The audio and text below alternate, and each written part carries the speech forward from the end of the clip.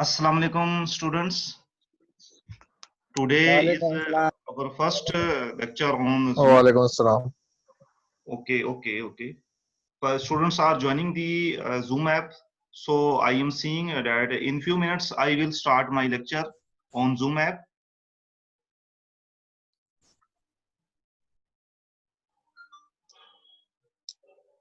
I am waiting. Some students are further joining the class. So I am admitting that students. सो आपने सबसे पहले screen को जाके share करना होगा, जैसे मैं आपको बताऊंगा अभी क्योंकि स्टूडेंट्स ज्वाइन कर रहे हैं तो I am seeing this process.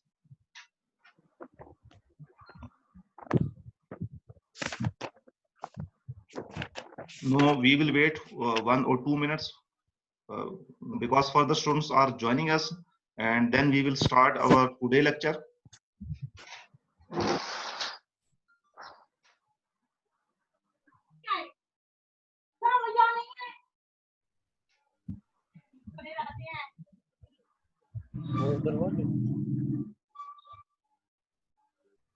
No, our today lecture is on the functions of operating system. आप सब ने अभी स्क्रीन शेयर करनी है, जल्द ही मैं आपको करूंगा, आप सब ने भी स्क्रीन शेयर करनी है. No, I am seeing that 16 participants in the meeting.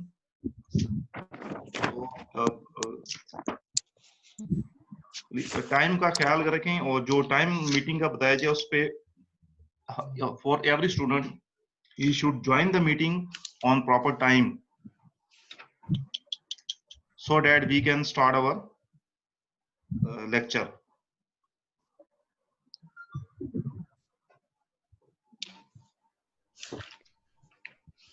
Now let's start the our lecture. First of all, I want to say that we have in this previous videos we have seen the operating system definitions, different examples of operating system and different types of operating system. And in different types of operating system, we have seen distributed operating system, network operating system, parallel processing operating system, embedded operating system, time sharing operating system, multi-programming operating systems, real-time operating system, multi-process operating system. All these topics we have studied in the previous videos. Now our today topic is the operating system functions, and this is very important topic according to the board point of view. So आप सब student से मेरी एक request है कि जैसे आप देखें कि आपके इस जूम के नीचे जो ऑप्शन नजर आ रहे हैं उसमें आप शेयर स्क्रीन के ऊपर आए, और यहाँ पे अब मेरा जो एक पावर पॉइंट प्रेजेंटेशन है ऑन टुडे टॉपिक के ऊपर, सबसे पहले ये प्रेजेंटेशन कंप्लीट होगी, and at the end of this presentation we have the session of questions and answer, and you can ask me question. Now let's start the presentation. This is our topic, chapter first. Now let's start it. I will start it from the beginning. Chapter first is the operating systems and the function of the operating system. Now you are all the people, all the students must see on the screen. You are seeing that there are 8 functions of operating system. Number first, process management. Second, memory management, file management. Fourth, IO management. Number 5, secondary storage management. Number 6, network management. Number 7, protection system. Number 8, command interpreter. These are the basic functions of operating system. Now we will briefly discuss these management system in further, and it is on the page 16 of 15 and 16 of the textbook. And इससे पहले जितने भी topics थे वो हम पढ़ चुके हैं, और ये सेकंड टॉपिक है, topic number 1.2 operating system function. Now we are going to start to discuss these functions. First है प्रोसेस मैनेजमेंट। आप बुक में देख सकते हैं पेज 15 के ऊपर, the part of operating system that manage allocation of computer resources like CPU time to various process in main memory। अब operating system क्या करता है कि डिफरेंट प्रोसेस को असाइन करता है रिसोर्सेज, और सबसे पहले रिसोर्सेज में आता है सीपीयू टाइम। ठीक है, डिफरेंट प्रोसेसेस को डिफरेंट सीपीयू टाइम रिक्वायरमेंट होता है, तो ये ऑपरेटिंग सिस्टम की फंक्शनैलिटी है कि वो डिफरेंट प्रोसेस को सीपीयू टाइम असाइन करता है अकॉर्डिंग टू देयर प्रायोरिटीज। और for this purpose operating system have different techniques. For example, अब इस एग्जांपल को अटेंटिव होकर देखें। In this example there are 3 process A, B and C for execution. The operating system will manage the CPU time as follow. Process A has CPU cycle। अब process A का, अब ये जो हमने A, B, C के जो process cycle किए, ये हमने सेल्फ एज्यूम किए हैं, ये सपोज किए हैं जस्ट समझा आपको एक्सप्लेन करने के लिए कि ऑपरेटिंग सिस्टम कई प्रोसेस को डिफरेंट प्रोसीजर से, डिफरेंट एल्गोरिथम से एग्जीक्यूट करता है। और यहाँ पे हम उनमें से सिर्फ 2 case, we will study 2 case only 2 algorithm. अब देखिए, हमने सपोज कर लिया कि प्रोसेस ए जो है ना, उसको सीपीयू साइकिल जो रिक्वायर होता है एग्जीक्यूशन के लिए वो 5 मिलीसेकंड है। इसी तरह प्रोसेस बी को जो सीपीयू साइकिल रिक्वायर होता है एग्जीक्यूशन के लिए वो 2 मिलीसेकंड है। इसी तरह सिमिलरली प्रोसेस सी को जो सीपीयू साइकिल रिक्वायर है वो 1 मिलीसेकंड। लेकिन these are 3 process A B C. For example, one process ये कि आपको प्रिंटर चाहिए, सेकंड प्रोसेस ये कि आप एमएस वर्ड के ऊपर काम करें, थर्ड प्रोसेस ये कि आप किसी और एप्लीकेशन के ऊपर काम करें, और डिफरेंट प्रोसेस को डिफरेंट जो है ना सीपीयू साइकिल चाहिए ड्यूरिंग द सेम प्रोसेस। अब देखें नेक्स्ट केस 1, केस 2। अब केस 1 इसको अटेंटिव होके देखें। When the 3 process become ready in the order of A B C, the total execution time will be, the total execution time will be 1 minute class। कुछ further participants are waiting, I admit all। okay okay जी, no they are joining।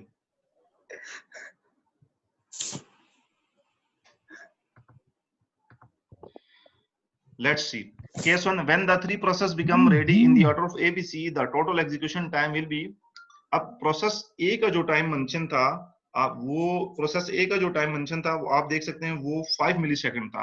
अब 5 अब plus 7 जो है process B का time था 2। 5 + 2 is equal to 7। Process B का time A में ऐड हुआ है तो 5 + 2 इज इक्वल टू 7। उसके बाद प्रोसेस सी का जो टाइम था वो 1 मिलीसेकंड था, मेंशन था प्रीवियस इसकी स्लाइड में। तो 7 + 1 8 और 8। अब इनका जो इनको 3 से डिवाइड किया है और टोटल एग्जीक्यूशन टाइम जो एवरेज आ रहा है वो 6.67 मिलीसेकंड आ रहा है। और इसमें जो सीक्वेंस है, फर्स्ट प्रोसेस ए एग्जीक्यूट हो रहा है, फिर बी, फिर सी, यानी ए बी सी की सीक्वेंस है। No C the case 2। When the 3 process become ready in the order of B C A. अब प्रोसेस जो है ना वो बी सी ए के ऑर्डर में एग्जीक्यूट होता है, तो सबसे पहले प्रोसेस जो है वो बी एग्जीक्यूट होगा, उसका टाइम 2 है। फिर प्रोसेस सी एग्जीक्यूट होगा, उसका टाइम 1 है, तो 2 + 1 3 हो जाएगा।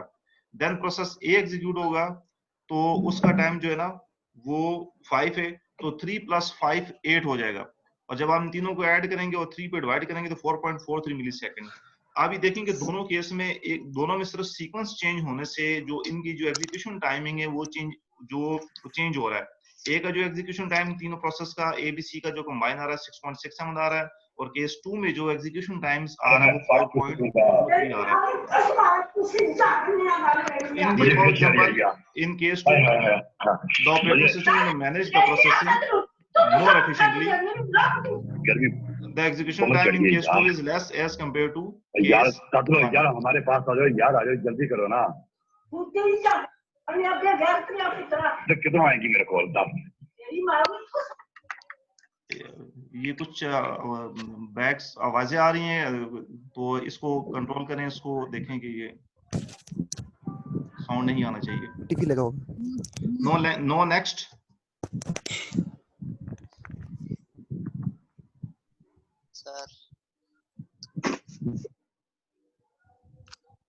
No next process management. ये पार्टिसिपेंट फर्दर ऐड हो रहे हैं and I am admitting these participants.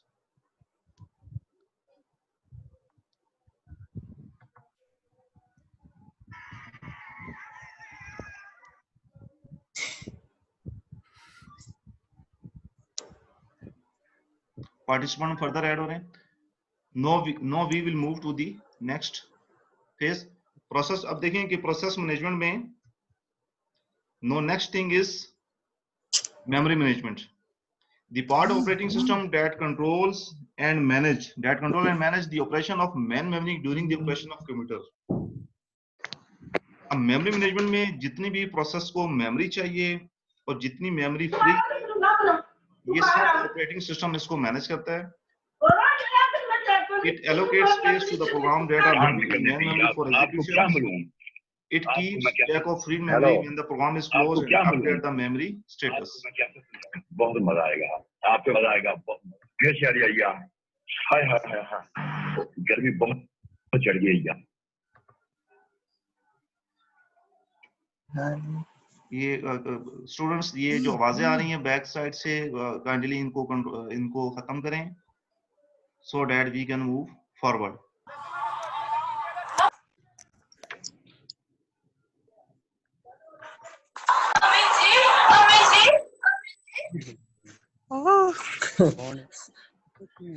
कौन है भाई?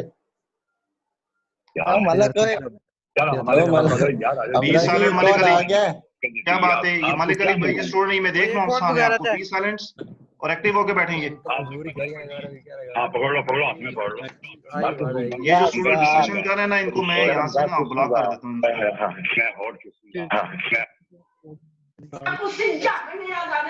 मुझे फिर शरिया हाय हाय हाय हाय, मुझे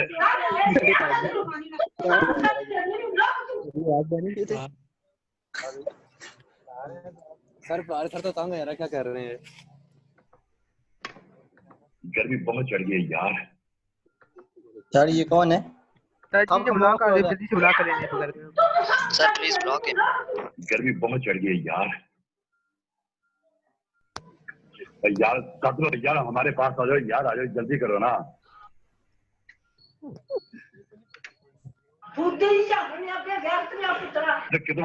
सर ये याद करना. सर जी ये कौन अब्यूजिंग कर रहा है यार? सर ये मेरे ख्याल से ये नीचे वाला कर रहा है. गर्मी बहुत चढ़ गई.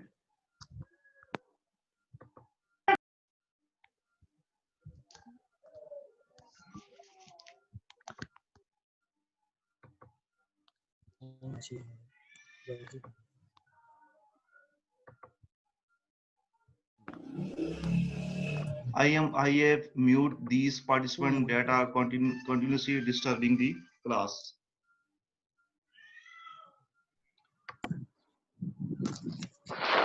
Now we will move forward.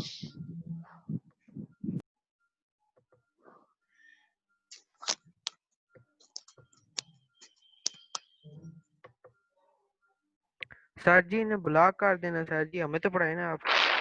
बेटा मैं सर म्यूट ही कर रहा हूँ, ठीक है? ओके, मैं आगे स्टार्ट करने लगा. Sir my name is Jain Ali, I am not disturbing. Hello, थोड़ा सा बस वेट करें, उसके बाद इसको हम स्टार्ट करते हैं.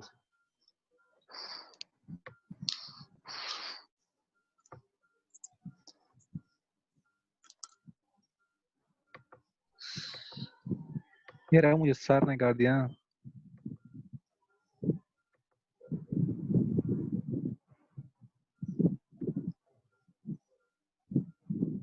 Now I will mute the participants that are disturbing the class.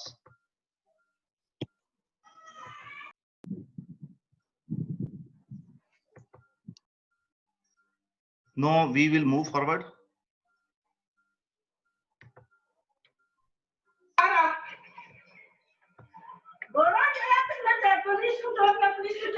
जान निकल देती है. आपको क्या मालूम? आपको मैं कैसे, हेलो, आपको क्या मालूम? आपको मैं कैसे समझाऊं? बहुत मजा आएगा, आपको मजा आएगा बहुत. फिर शरिया हाय हाय हाय हाय, गर्मी बहुत चढ़ गई यार. यार हमारे पास आ जाओ यार, आ जाओ जल्दी करो ना. कितने आएंगी मेरे को? सर ये मैं नहीं हूँ, मेरा नाम जैन अली है, मैं आपकी क्लास का सेकंड ईयर सी का स्टूडेंट हूँ. सर आप मुझे बार बार म्यूट कर रहे हैं, ये कोई और है, I don't know who, but please इसे म्यूट करें. सर ये जैन कश्मीरी है, ये नहीं कर रहा.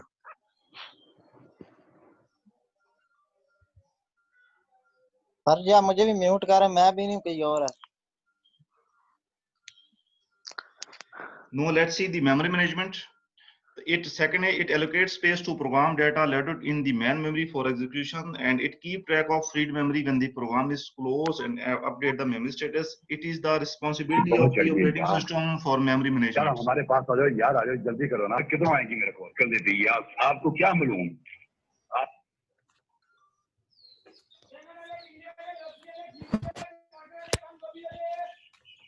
No, next thing is the file management. The part of that manage files and folder on storage devices such as hard disk, USB flash drive, and DVD.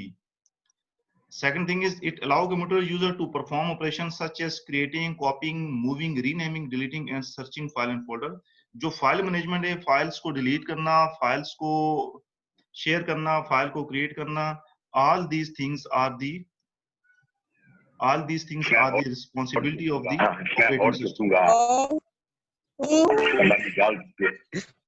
मुझे पता लगे All these things are the sir मुझे क्यों mute कर रहे हैं यार, मैं नहीं हूँ। all these things are the responsibility of the operating systems. Now we'll see. Now we will move the further. Sir आपने मेमोरी मैनेजमेंट के एग्जांपल नहीं समझाई। Sir Okay. आपने मेमोरी मैनेजमेंट के एग्जांपल नहीं समझाई। Okay. मैं इसको दोबारा कवर करूंगा। सही केस समझा दें।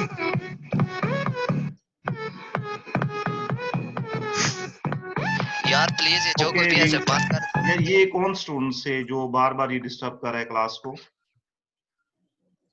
सर जी ये फर्स्ट शिफ्ट के लग रहे हैं। ये कौन से स्टूडेंट से जो बार बार क्लास को डिस्टर्ब कर रहे हैं? सर जी हमारी यार क्लास सर ये फर्स्ट शिफ्ट के आई 2-4 हैं, वो उनमें से कोई नहीं कर रहे, सेकंड के। हाँ सर ये सेकंड ईयर वाले क्या बोले इनको बंदा।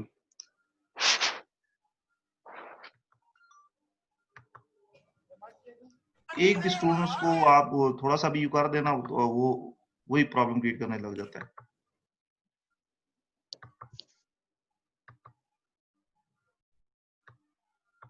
No we will. Sir ji मुझे तो म्यूट ना करे ना, मैं कुछ नहीं कर रहा। बेटा लॉकडाउन कब खत्म होगा? इसको हम फर्स्ट टाइम मैनेज कर रहे हैं ना, उसके बाद आगे ना इसको मजीद इसको इम्प्रूव करेंगे इस चीज को ना। उसमें जरा क्लास को आप जरा कंटिन्यू होने दें, उसके बाद इंशाल्लाह ताला करते हैं। सर ये कब खत्म होगा लॉकडाउन? सर आपकी याद आ रही है, आपसे मिलना है आके। आपका लोड़ा चूपना है।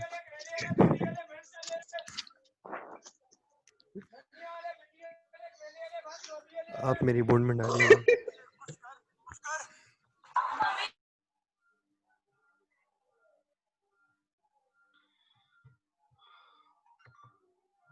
Now class we will see that this secondary storage management, the part of operating system that manage the free space and storage allocation of user programs and data on secondary storage devices.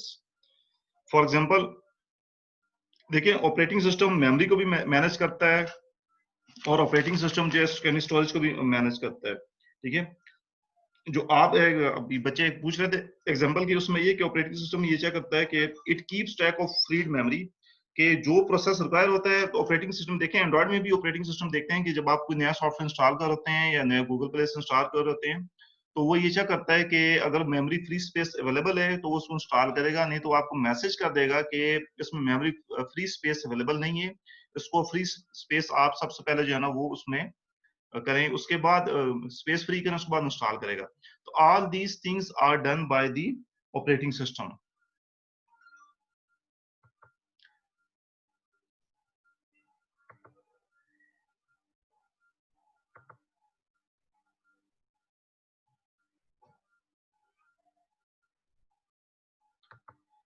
No next कैंडी storage में देखें hard disk के USB है, the part operating system that manage the free space and storage allocation of user program and data on secondary storage devices. For example, program A is ready to be stored in hard disk. No operating system will look for any free space in the hard disk and assign proper address to it. If space is not available, operating system will prompt the user to empty some space. So this is the basic functionality of operating system for the secondary storage management. जितनी भी peripheral devices साथ लगी होती हैं, जितनी भी secondary storage devices साथ लगी होती हैं, उसको manage करना ये operating system का काम है. Now second thing is network management. The part of operating system that monitors and manage the resources of a network. Second thing, it allows user to create groups and assign privileges to them. Third thing is it share the network resources among users and detect them and then fix the network problem. अब network operating system क्या करता है कि देखें, there are different types of network operating system. जो operating system LAN के अंदर काम करें, जो operating system WAN के अंदर काम करें, जो operating system MAN के अंदर काम करें. बेसिकली उनकी फंक्शनलिटी ये है कि नेटवर्क में क्लाइंट्स हैं या सर्वर्स हैं या पीयर टू पीयर है, जितने भी रिसोर्सेज शेयरिंग जो है वो इसका काम है, नेटवर्क ऑपरेटिंग सिस्टम का काम है कि वो जो है उसको मैनेज करे. सेकंड है, it allow user to create groups and assign privileges to them. Third, it share the network resources among user and detects and fix the network problems. Are these things done by the network operating system?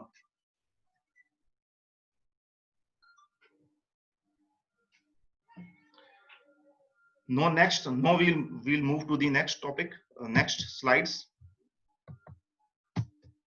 Protection system management. Again, the part operating system that each resource of computer is used according to the privileges given to user by the system administrator. Second thing, it creates account for each user and gives privileges to prevent misuse of the system. Third, it provides password to all the user to maintain network security. देखिए, protection system management ये operating system का एक बड़ा काम है. Operating system क्या करता है कि उसमें आप अपने लैपटॉप के ऊपर देख लें कि some are administrators, some are users. Administrator जो है वो नया सॉफ्टवेयर उसको डाउनलोड कर सकता है, नया सॉफ्टवेयर इंस्टॉल कर सकता है, बट यूजर जो है वो नया सॉफ्टवेयर डाउनलोड नहीं कर सकता, उसको इंस्टॉल जो है वो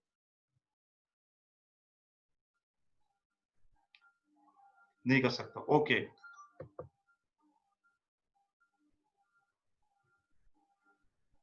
no, I will see the things again.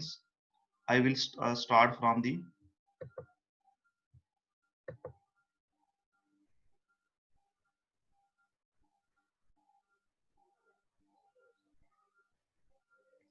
now class. At the end of the this session I will ask the question to the no protection system management जो इसमें ऑपरेटिंग सिस्टम डिफरेंट यूजर्स को different password assign करता है. इसका जो basic purpose होता है to maintain network security और बेसिकली नेटवर्क के ऊपर अप्लाई किया जाता है. जो इसमें सेकंड पॉइंट है, it creates account for each user and give privileges. उसके पास तमाम राइट्स नहीं होते हैं. We know that the administrator have all the rights, but each student have not right. Administrator के पास सब राइट होते हैं, लेकिन हर स्टूडेंट के पास राइट नहीं होते. और तो ये ऑपरेटिंग सिस्टम का काम होता है कि वो उसको प्रिविलेजेस देता है और अकॉर्डिंग टू यूजर जो है ना उन प्रिविलेजेस के अकॉर्डिंग इसको यूज करते हैं. ठीक है. No next is the command interpreter, the part operating system that provide interface between user and computer system. लेकिन there are two command interfaces. First, command driven interface है, second है graphical user interface. Command driven interfaces are those operating system that are based on the commands, for example Unix से, Linux से, and user जो है या उसको programmer जो है वो जितनी भी commands execute करता है वो by giving the commands, और he have to memorize the respective commands to operate the operating system. And these are important according to the defense or according to the security point of views. जो command driven interface है वो important है.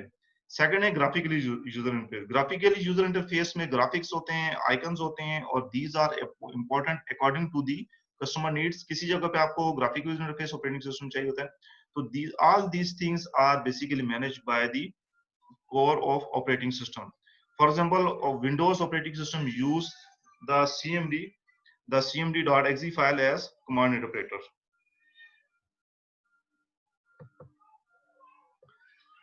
आज का topic इतना ही है। इसके बाद मैं आपको क्वेश्चन आंसर के लिए सेशन देता हूं कि आप क्वेश्चन आंसर में शामिल हो सकते हैं।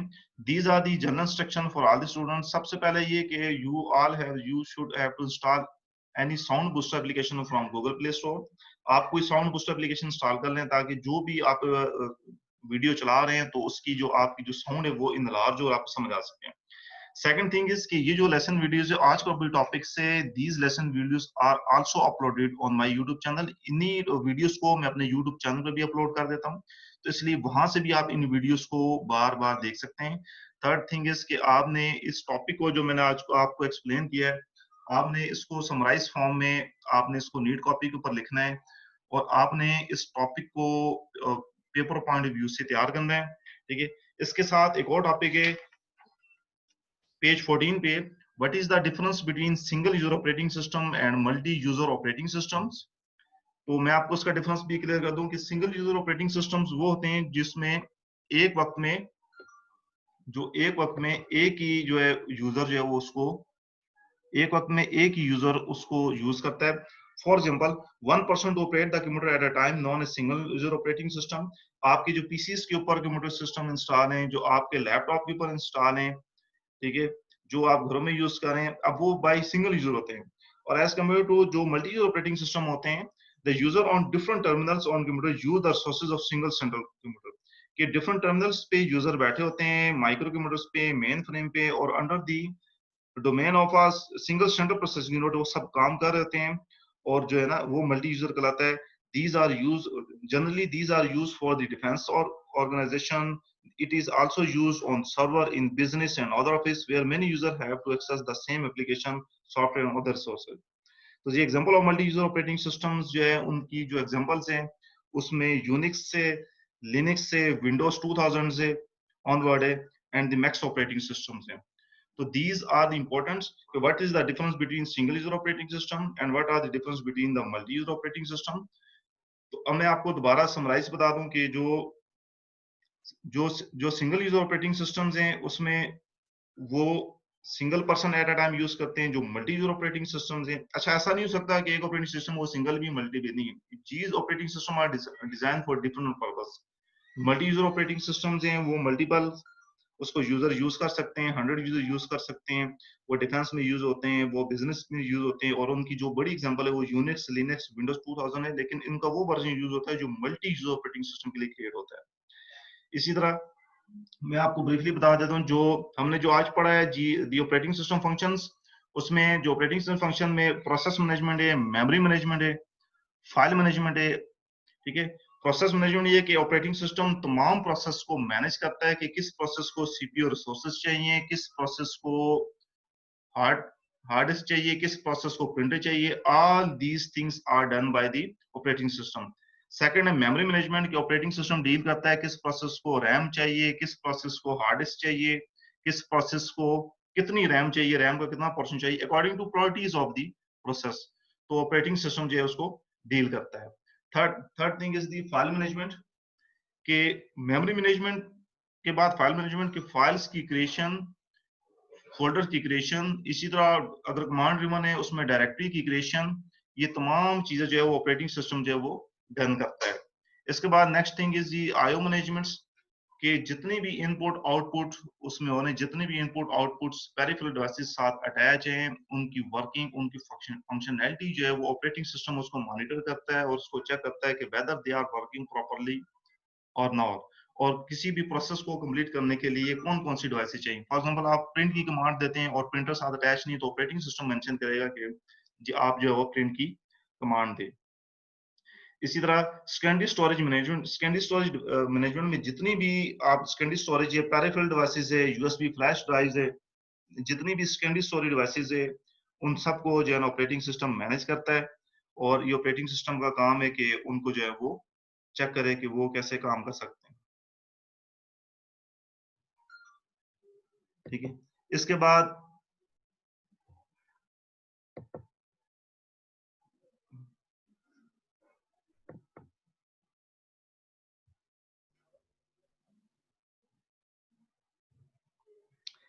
है नेटवर्क मैनेजमेंट। नेटवर्क मैनेजमेंट में बेसिकली ऑपरेटिंग सिस्टम ये देखता है कि नेटवर्किंग में जो ऑपरेटिंग सिस्टम रिक्वायर होते हैं, जो नेटवर्क को मैनेज करते हैं, सर्वर को मैनेज करते हैं, क्लाइंट को मैनेज करते हैं, पासवर्ड, प्रिविलेजेस कि कौन सा पीसी को कौन कौन से राइट्स हैं, all these things are done by the network management operating system. Network management operating system इन सब चीजों को मैनेज करता है। उसके बाद second thing is the protection system.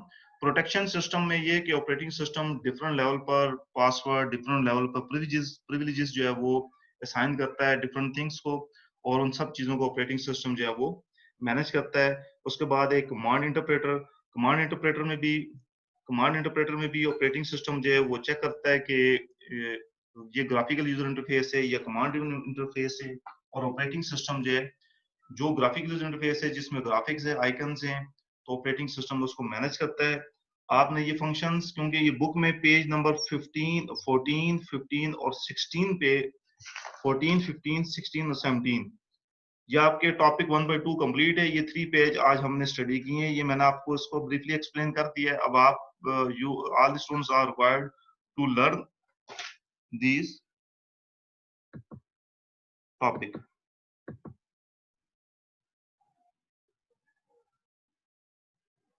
Are the students are required to learn these topic? No, I will explain.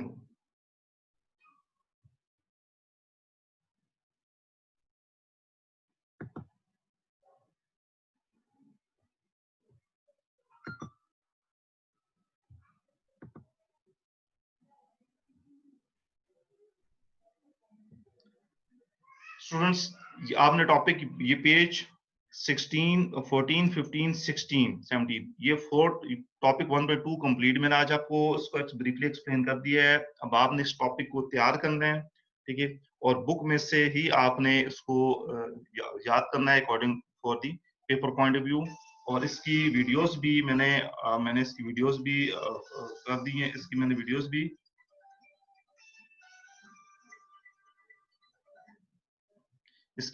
मैंने upload कर दी हैं यूट्यूब के ऊपर, वहां से भी आप इसकी वीडियोस देख सकते हैं, ठीक है।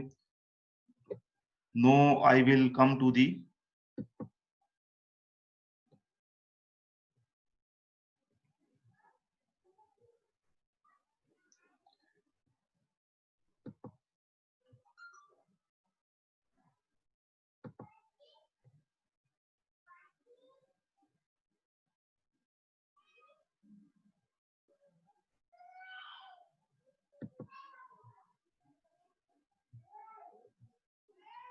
जी क्लास। तो आप क्वेश्चन कर सकते हैं, जो भी आपने क्वेश्चन करना है।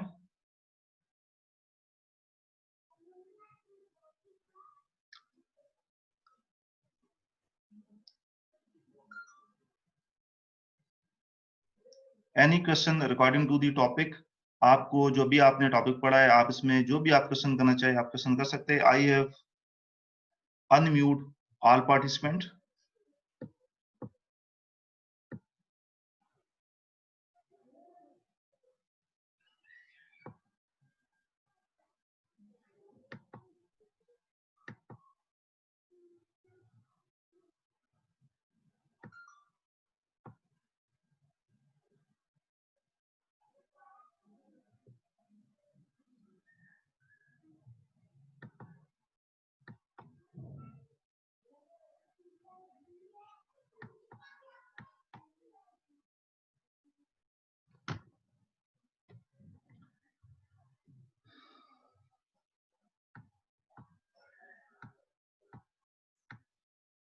Next time we will improve our this sessions. हम इसको फर्दर इम्प्रूव करेंगे, और हम next time we will cover the topic of process management कि प्रोसेस मैनेजमेंट क्या होता है, प्रोसेस मैनेजमेंट के काम क्या हैं, और what are the various state of process managements, उसको नेक्स्ट टाइम हम देखेंगे। और नेक्स्ट टाइम जो स्टूडेंट्स हैं जो ये बार बार प्रॉब्लम क्रिएट्स करते हैं, दे आर इन्फॉर्म के इनको बुला कर दिया जाएगा, और नेक्स्ट टाइम फिर उनको अलाउ नहीं किया जाएगा। So please be active.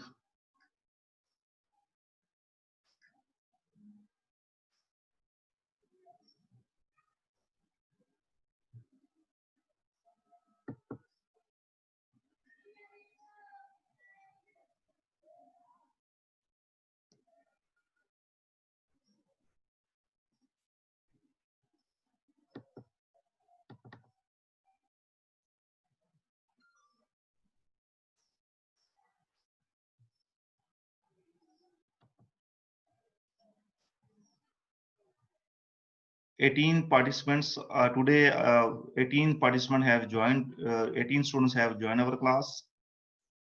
No, in the next, I hope that all these students will join our class. So any questions you can ask me. Many students are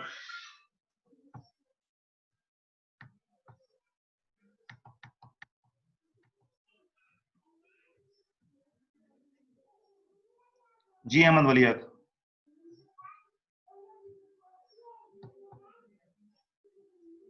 ji sir. जी बेटा, आप question पूछना चाह रहे थे। नहीं sir, वो दूसरे ने एक मैसेज किया था। जी जी पूछें, आप क्वेश्चन पूछें। अच्छा, ये बुक के ऊपर मौजूद है, मैंने आपको एक्सप्लेन कर दिया, ये इजी टॉपिक है और ये हमारा क्योंकि फर्स्ट पीरियड है ना, तो इसलिए थोड़ी सी डिफिकल्टी स्टूडेंट्स को भी हो रहे हैं। आगे इंशाल्लाह ताला चीजें ठीक होती जाएंगी। ठीक है, ठीक है सर। हाँ ठीक सर है। वो मैं हुजैफा इसमें मुनीर मेरा कुछ पूछना ये चाह कुछ रहे हैं, उनको स्टूडेंट, अनम्यूट। जी जी कुछ स्टूडेंट डिस्टर्ब करते हैं क्लास को, स्टूडेंट को वार्न किया जाता है कि उनको ब्लॉक करते जाएगा। अच्छा, मेरी इन टॉपिक्स से रिलेटेड वीडियोस भी यूट्यूब पर मौजूद हैं, जहां पर इन्हीं टॉपिक्स को मैं जो है ना अपलोड करूंगा, और आज की भी जो रिकॉर्डिंग है वो इंशाल्लाह ताला उसकी जो है ना वो मैं यूट्यूब के ऊपर उसको अपलोड कर दूंगा। जी अहमद, आपको टॉपिक समझ आ गया? जी सर। ओके जी, thank you. No, we will join in the next session tomorrow, so I close the meeting. Any question?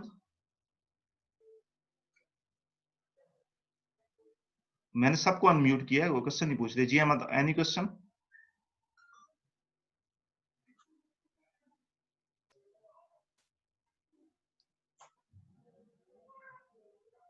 okay students, thank you, best of luck, Allah Hafiz।